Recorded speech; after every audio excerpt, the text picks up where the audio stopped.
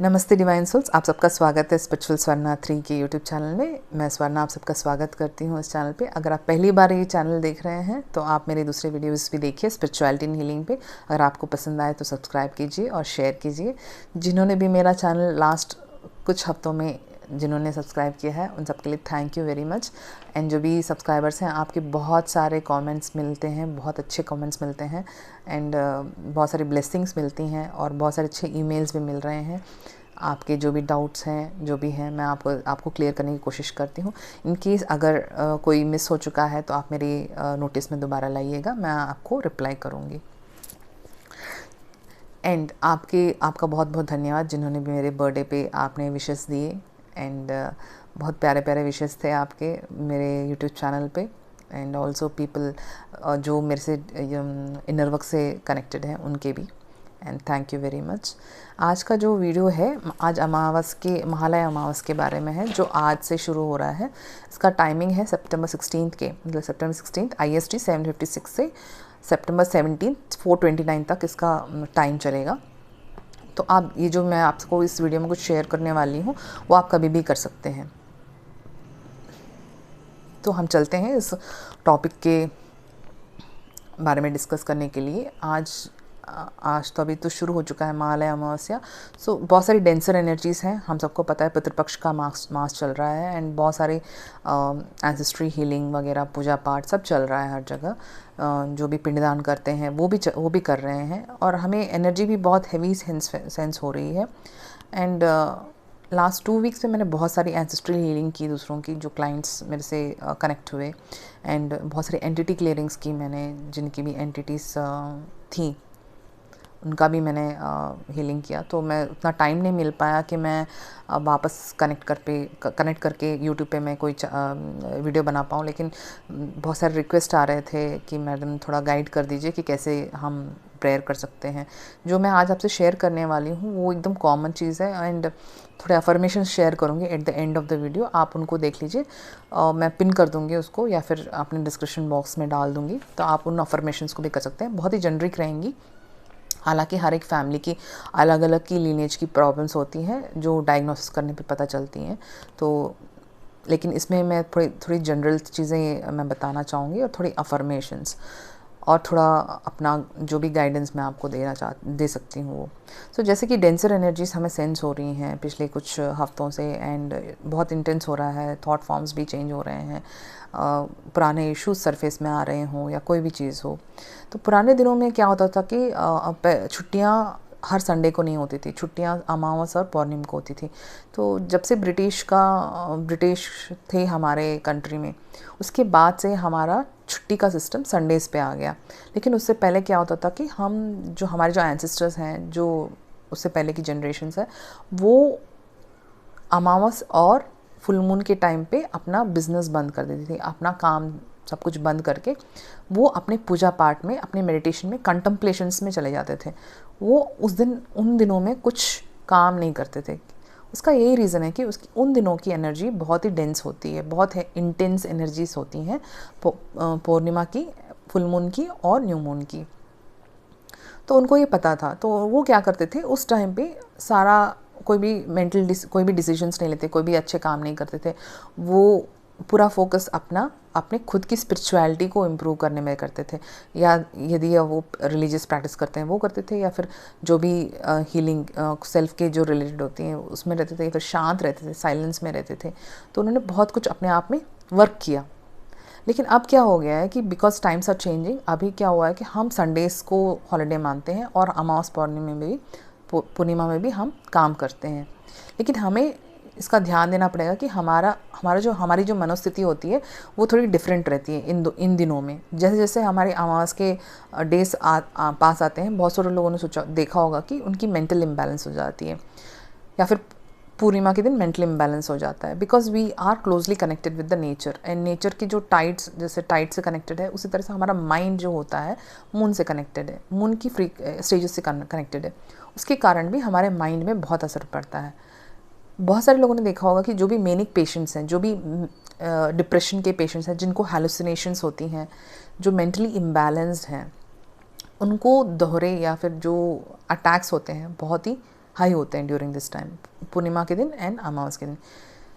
उनका इसलिए हमें अटैक देखने को मिलता है क्योंकि ऑलरेडी वो इम्बैलेंस्ड हैं, तो उनमें जो जब भी कुछ ऐसी चेंजेस होती हैं नेचर में तो ऑटोमेटिकली उनमें पहले नज़र आने लगता है।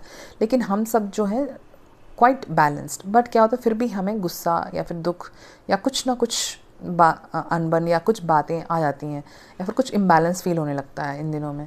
ये नॉर्मल है, लेकिन हम इसको हैंडल कर सकते हैं। एंड इसमें क्या है कि आज का जो न्यू मून है, जो आज की अमावस्या है, ये पितरों से रिलेटेड है। तो मैं ज़्यादा इस पे ही बात करने वाली हूँ कि पितरों से कैसे रिलेटेड है, कैसे हमें डायग्नोस करना है कि हमारे फैमिली में कौन सी इश्यूज़ हैं, उसको डायग्नोस करना है। तो स्टेज बाय स्टेज जाते हैं। पितरों जो होते हैं वो हमें हमारे डीएनए से हमें मैनिपुलेट करते हैं। तो मैंने एक वीडियो बनाया था एंसेस्ट्री हीलिंग पे, वो उसका मैं लिंक दे दूँगी, पिन कर दूँगी, तो आप उसको देखना, क्योंकि उसमें मैंने बहुत सारी इन्फॉर्मेशन दी है कैसे एंसेस्ट्री हीलिंग करनी ज़रूरी है। तो उसमें थोड़ी आपको इन्फॉर्मेशन मिल जाएगी, आप इन डेप्थ पे उस पर जा सकोगे। तो एंसेस्टर्स जो होते हैं, जो पितृ होते हैं, वो हमारे डीएनए से हमें इन्फ्लुएंस करते हैं। 7 जनरेशन तक का इन्फ्लुएंस हम पे डायरेक्ट रहता है। हम उनकी थॉट पैटर्न्स को टैप करते हैं, वो हमारे थॉट पैटर्न्स को टैप करते हैं। एंड हमारे जो रिएक्शंस, जो हमारे एक्शंस होते हैं, जो हमारे कर्म होते हैं, हमारा बहुत सारा इन्फ्लुएंस वहीं से आता है। क्योंकि ये जो बॉडी आपको मिली है आपके पेरेंट्स से, ये आपका जो सेल स्ट्रक्चर है, आपने कहाँ से बोरो किया? आपके पेरेंट्स से बोरो किया। आपके पेरेंट्स ने कहाँ से बोरो किया? उनके पेरेंट्स से। तो ये जो सेलुलर स्ट्रक्चर है, जिसमें जो मेमोरीज़ है, जो डीएनए है, वो एंसेस्टर से फ्लो होती हुई आ रही है। एंड जो उसमें स्टोर होगा वही आपको मिलेगा, वही आपको नेक्स्ट जनरेशन में मिलेगा। तो आपका डीएनए इन्फ्लुएंस होता है एंसेस्ट्री से, पितरों से। जैसे कि कोई गुस्सा, किसी की पैटर्न्स में एंगर बहुत ज़्यादा रहता है, किसी के पैटर्न्स में एडिक्शंस होते हैं, फैमिली के एडिक्शंस होते हैं, किसी के में तो ब्लैक मैजिक के केसेस मैंने लास्ट 2 वीक्स किए बहुत सारे जो किए। उसमें कॉमन था डोमेस्टिक वायलेंस, कॉमन था रिलेशनशिप इश्यूज़ में। जैसे रिलेशनशिप एक इशू है, लेकिन उसमें क्या है आपको प्रॉब्लम, जैसे मैंने कहा डोमेस्टिक अब्यूज़ जो होता है वो एक रीज़न है, सॉरी। एंड उसके बाद आपके लिए जैसे मैरिटल रेप्स होते हैं, ये एक रिलेशनशिप का इशू है। तो ये भी एक अंडरनेथ चीज़ें हैं जो आपको देखनी पड़ेंगी। तो आप जब डायग्नोसिस करोगे अपने खुद की फैमिली का, आप देखो कौन सा पैटर्न बहुत प्रोमिनेंटली आपको देखने को मिल रहा है। आपके लाइफ में हो सकता है, आपकी फैमिली के जो बाकी के जो के लोग हैं उनकी फैमिली में हो सकता है। ये रिलेशनशिप्स के इशू में ये होता है। And there could be sorrows, जो दबे हुए सॉरोस हैं, जो रिवेंजफुल एटीट्यूड होता है, या फिर कोई ब्लैक मैजिक के केसेस हैं फैमिली में जो रन होते हुए आ रहे हैं। तो ये सारा एक पैटर्न जो आप आइडेंटिफाई कर पाएंगे वो इजी रहेगा। अगर आपको पता चल जाता है कि ये पैटर्न है, तो then you work on that pattern, आप उस पर काम कीजिए। जब भी आपको आइडेंटिफाई नहीं हो रहा है कि पैटर्न क्या है, देन आपको किसी और की मदद लेनी चाहिए। जैसे कोई हीलर्स हैं, हीलर्स डिफरेंट मोडालिटी यूज़ करते हैं हीलिंग के लिए। जब आप यूज़ करते हैं, जैसे आपकी प्रॉब्लम एंसेस्ट्री हीलिंग इस लेवल पे है, तो आप इसी लेवल पे थिंक कर सकते हो, क्योंकि आपका जो डीएनए है इस लेवल तक ही सीमित है।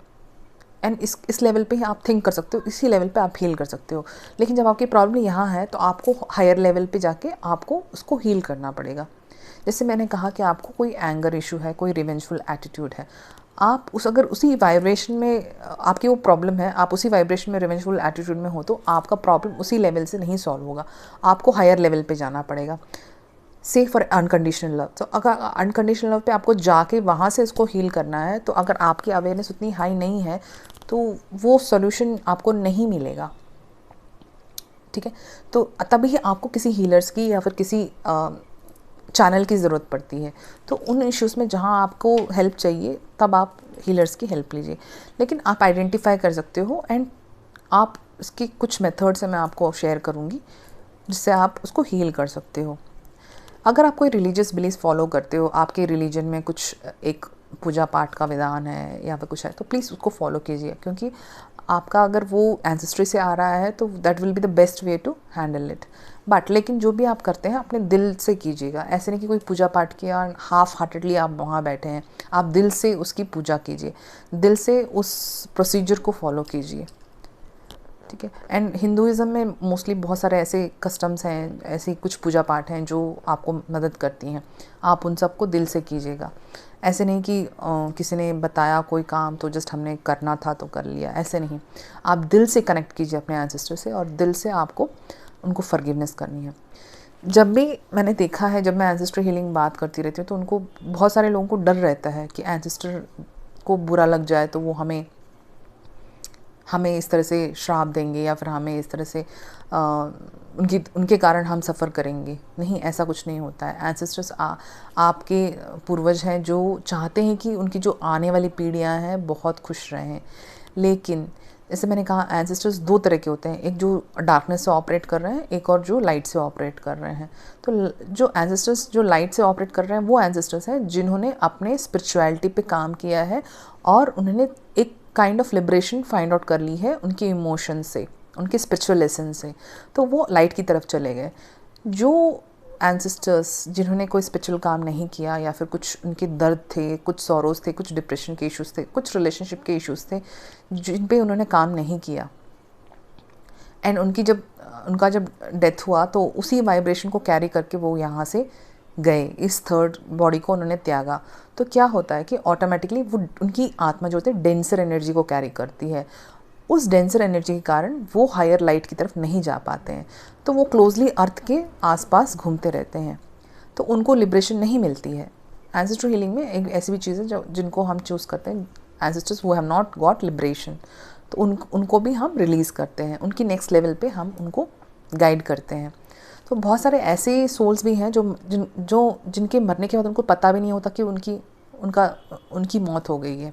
बहुत सारे ऐसे सोल्स भी हैं जब उनको ये पता नहीं है कि वो उनकी बॉडी नहीं है, तब भी वो यहीं पर रह जाती हैं और वो हमें इन्फ्लुएंस करने लगती हैं।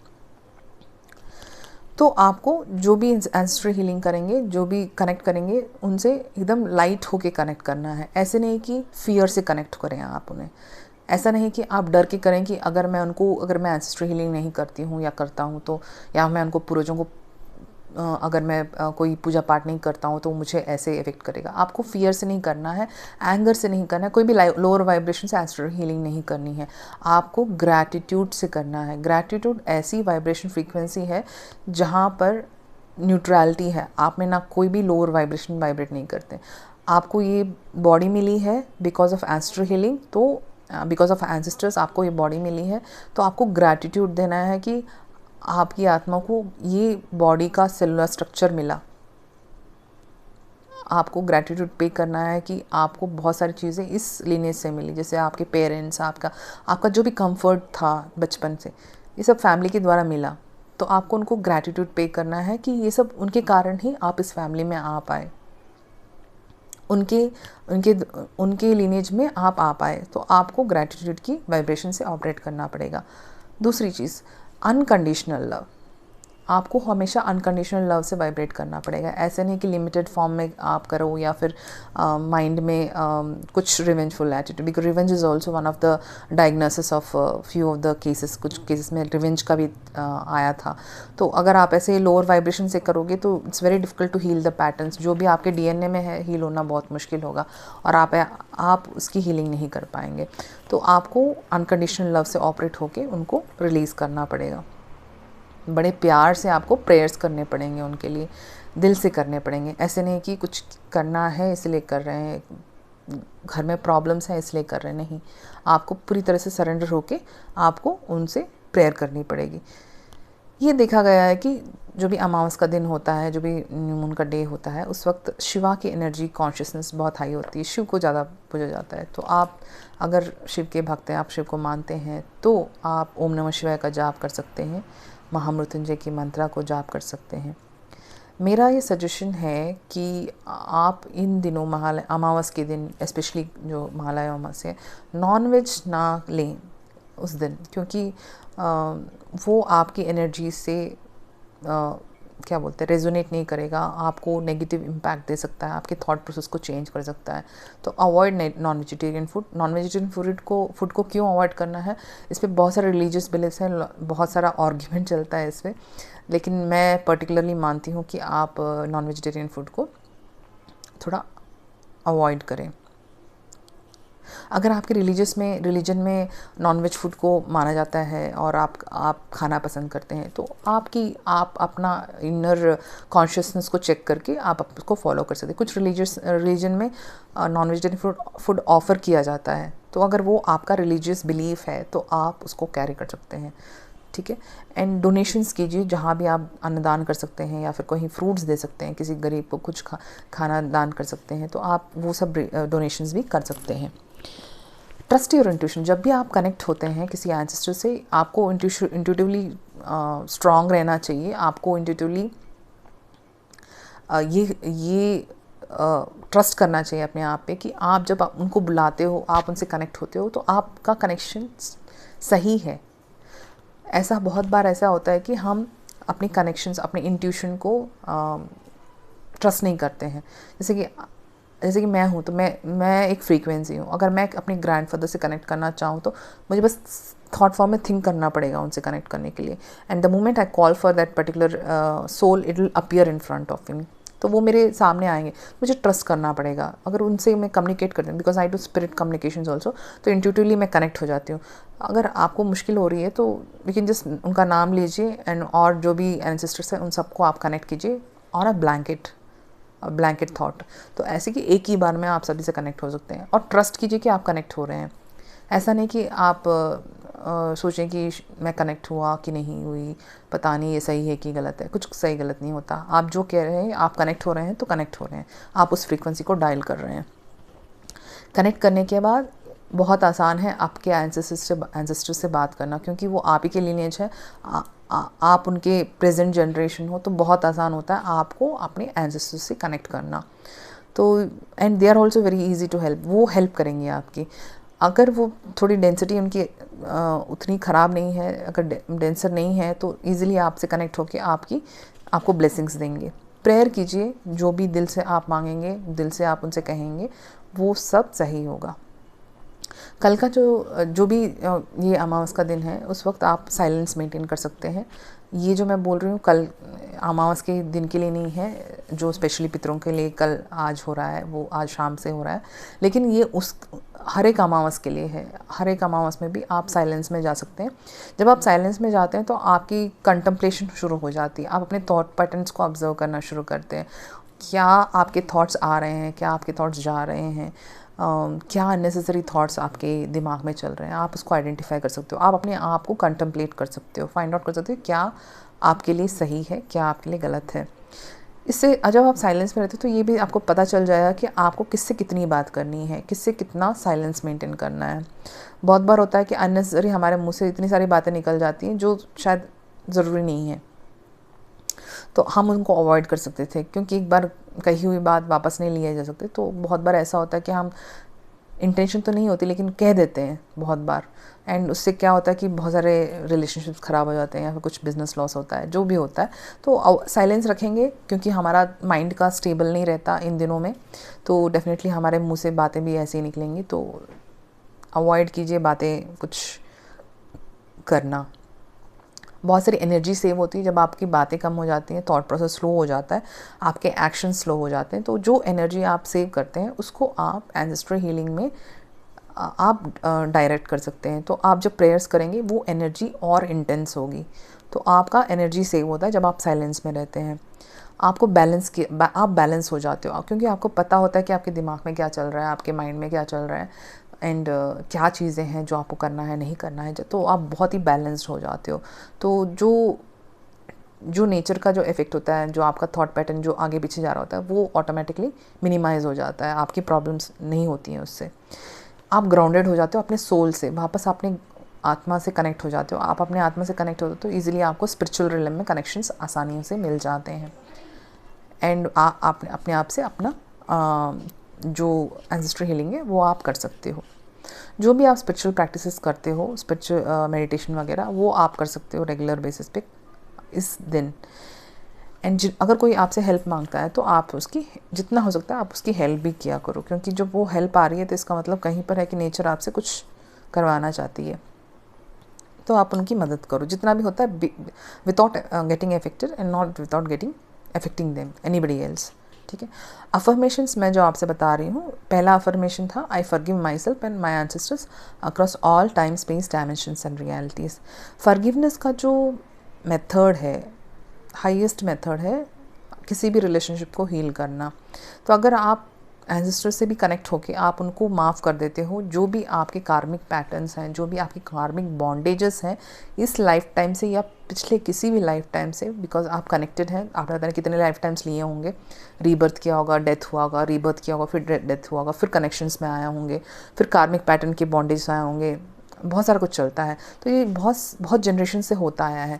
अगर आप उनसे कनेक्ट होकर आप उनसे फॉरगिवनेस मांगते हैं, खुद की फॉरगिवनेस मांगते हैं और उनको भी फॉरगिव कर देते हैं, तो बहुत आसान होता है आपको आपकी स्पिरिचुअल ग्रोथ होना और मटेरियल ग्रोथ होना, और जो भी प्रॉब्लम्स है उनसे रिलेटेड जो प्रॉब्लम्स है वो सॉल्व हो जाएंगी। सेकेंड अफर्मेशन है my soulful gratitude to my ancestors for honouring, blessing and guiding me on my path. हम जाने अनजाने में, हमें पता नहीं है, लेकिन जो भी क्लेयरवॉयंट हैं, जो भी इंट्यूटिवली कनेक्ट होते हैं, जो एनर्जीज़ को पढ़ सकते हैं, जो एनर्जीज़ को देख सकते हैं, जो क्लेयरवॉयंट्स बोलते हैं, जो इंट्यूटिवली बहुत स्ट्रांग होते हैं, बहुत सेंसिटिव होते हैं, उनको पता है कि हमारे आसपास बहुत सारी ऐसी एनर्जीज़ हैं जो हमें प्रोटेक्ट करती हैं, गाइड करती हैं, हमें अपने लाइफ में टाइम पे हमें गाइड करती रहती हैं और हमारे साथ रहती हैं। तो हमारे एंसेस्टर्स भी कुछ ऐसे एंसेस्टर्स हैं जो हमें टाइम पे गाइड करते रहते हैं, जिसे हम शायद रिकग्नाइज़ ना कर पाएँ। तो हमें उन सब एंसेस्टर्स को ग्रैटिट्यूड पे करना पड़ेगा जिन्होंने हमारी लाइफ, अर्थ में जो अभी हम लाइफ जी रहे हैं उसको हॉनर किया है, उसको अप्रूव किया है, उसको ब्लेस किया है एंड गाइड किया है। बहुत सारे एंसेस्टर्स आते हैं जो हमें ब्लेस करते हैं, हमें पता भी नहीं है, लेकिन जो भी हमारे स्पेस में आते हैं हमें शायद सेंसिटिविटी भी ना हो उसके कारण, लेकिन उनके लिए हमें ग्रेटफुल रहना चाहिए, हमें ग्रैटिट्यूड पे करना चाहिए। तो हमें ये अफर्मेशन बोलना पड़ेगा, my soulful gratitude to my ancestors for honouring, blessing and guiding my path. Okay. And जब भी हम अफर्मेशन बोलते हैं प्रेजेंट टेंस में होना चाहिए, ऐसा नहीं कि पास्ट टेंस में या फिर फ्यूचर टेंस में। तो हमें ये अफर्मेशन बोलनी पड़ेगी, I am blessed with ancestral blessing and love. चाहे वो हमारे बॉन्डेजेस में चाहे कोई फ्रिक्शन हो या कोई नेगेटिविटी हो, इट्स ओके फाइन, बट जब हम प्यार का रास्ता चुनते हैं, जब हम ब्लेसिंग्स का रास्ता चुनते हैं, डेफिनेटली वो जो फ्रिक्शन होती है, जो भी नेगेटिव पैटर्न ऑफ कार्मिक बॉन्डेजेस होते हैं वो नलीफाई हो जाते हैं, जिसके कारण हमारे जो प्रेजेंट लाइफ में, जो अर्थ में हम जो लाइफ जी रहे हैं, जहाँ पर डीएनए में से हमें इफ़ेक्ट हो रहा है, चाहे रिलेशनशिप हो या चाहे मनी इश्यूज़ हो, जो भी हो, वो हील हो जाते हैं। तो हम जब कहते हैं कि I am blessed with ancestral blessing and love, definitely वो ब्लेसिंग्स हमें मिलेंगी। अगर हमारे फाइनेंशियल कुछ रियलिटी में कुछ प्रॉब्लम है वो बदलेगा, हमारे रिलेशनशिप्स में जो इश्यूज़ हैं वो सुधरेंगे। जहाँ तक कि अवेयरनेस हमारी है, जहाँ तक कि हम रेडी हैं हील होने के लिए, जहाँ तक कि एंसेस्टर्स भी रेडी हैं हमें फॉरगिव करने के लिए, हमें ब्लेस करने के लिए, ऑटोमेटिकली हमारे जो प्रेजेंट के 3D थर्ड डायमेंशन में जो हमारी प्रॉब्लम्स हैं, उलझने हैं, सब सॉल्व होती आएंगी। एक और अफर्मेशन है, अगर आपको रिजोनेट होता तो इसको कीजिएगा। ये हम पता नहीं किस जन्म में कहाँ से कौन से प्रॉमिसेस लेते हैं, जो शर्तें, नॉट प्रॉमिसेस, ओथ्स, जो भी हम कस्में खाते हैं, प्रॉमिसेस करते हैं, ये सब हमें हमारे स्पिरिचुअल एवोल्यूशन एंड अर्थ में मटेरियल एवोल्यूशन पे बाधा डालती हैं। तो कभी क्या होता है कि कभी जो हमने कहीं किसी लाइफ टाइम में जो कुछ कहा हमने एंसेस्टर से, तो वो चीज़ें आपको इफ़ेक्ट करेंगी, तो हम बाय चॉइस हम उसको रिलीज़ कर सकते हैं। तो ये एक अफर्मेशन है, I choose to release myself from any oaths was promises taken by me in this lifetime और any lifetime with my ancestors not serving highest good of all souls. मैं एक और बार बोलती हूँ, I choose to release myself from any oaths was promises taken by me in this lifetime or any lifetime with my ancestors not serving highest good of all souls। जब आप ऐसे कहते हैं तो जो भी आपके खुद के जो सबकॉन्शियस माइंड में है, कहीं है अंदर डीप में, लेकिन आपको पता नहीं है, क्योंकि आपने कल की बातें याद नहीं रहती हैं, तो पिछले जन्म की या फिर इस जन्म में भी कभी कुछ कह दिया बिना उस कॉन्शियसनेस से, तो वो चीज़ें अगर रह गई हैं तो वो आपकी प्रेजेंट लाइफ में इफ़ेक्ट करेंगी। तो आपको उन सबको रिलीज़ करना है। तो आप ये भी कह सकते हैं, ये वाला भी अफर्मेशन बहुत इंपॉर्टेंट है। तो आप ऐसे करके अपनी उन ओथ्स वोस प्रॉमिसेस को रिलीज़ कर सकते हैं जो आपकी हाईएस्ट गुड के लिए वर्क नहीं करता है। तो इससे रिलेटेड भी कुछ चीज़ें जो होती हैं वो आपको निकल जाएंगे आपकी लाइफ से, जो भी रेडी हैं। मैंने बताया फिर से, आपको ग्रैटिट्यूड पे करना है, ग्रैटिट्यूड की वाइब्रेशन में रहना है, को न्यूट्रलिटी रहनी है, ना कुछ डर का होना चाहिए, नो फियर बेस्ड इमोशंस नहीं होने चाहिए। एंड आपको वाइब्रेट करना पड़ेगा अनकंडीशनल लव पे। सो अनकंडीशनल लव से आप उन 7 जनरेशन्स के एंसेस्टर्स से कनेक्ट करेंगे। उनसे कनेक्ट करके आप उनसे फॉरगिवनेस मांगेंगे, आप फॉरगिवनेस का अफर्मेशन कहेंगे, ग्रैटिट्यूड पे करेंगे, अनकंडीशनल लव देंगे, उनको थैंक यू बोलेंगे, क्योंकि वो हमें ब्लेसिंग्स देते हैं, तो उनको थैंक यू बोलिए उसके लिए। और जो भी पुराने जो ओथ्स वोस एंड प्रोमिसेस हैं उनको रिलीज़ कीजिए। एंड इसके सिवा मैं एंसेस्ट्रल हीलिंग करती हूँ, जिसको भी अगर किसी की ज़रूरत हो एंसेस्ट्रल हीलिंग करने की, इनर चाइल्ड हीलिंग, मैं इन सब चीज़ों को करती हूँ। एंजलिक हीलिंग भी करती हूँ। एंड अपार्ट फ्रॉम दिस मेरा इनर वर्क भी है ट्विन फ्लेम्स का, आप ज्वाइन कर सकते हो किसी को इंटरेस्ट है तो। एंड चक्रा हीलिंग करती हूँ based on pendulum technique, crystal से मैं हीलिंग बताती हूँ अफर्मेशंस की। बहुत सारे ऐसे रिक्वेस्ट आए थे कि they want to join my courses, chakra meditation या फिर ट्विन फ्लेम का इनर वर्क का जो होता है वो ज्वाइन करना चाहते हैं, लेकिन उनके वो कहते हैं कि उनको पैसे की प्रॉब्लम है। तो एक्चुअली उनको पैसे की प्रॉब्लम नहीं होती है, ऐसे कि कुछ एनर्जी ब्लॉक्स होते हैं उनमें जो उनको रिसीव करने से रोकते हैं।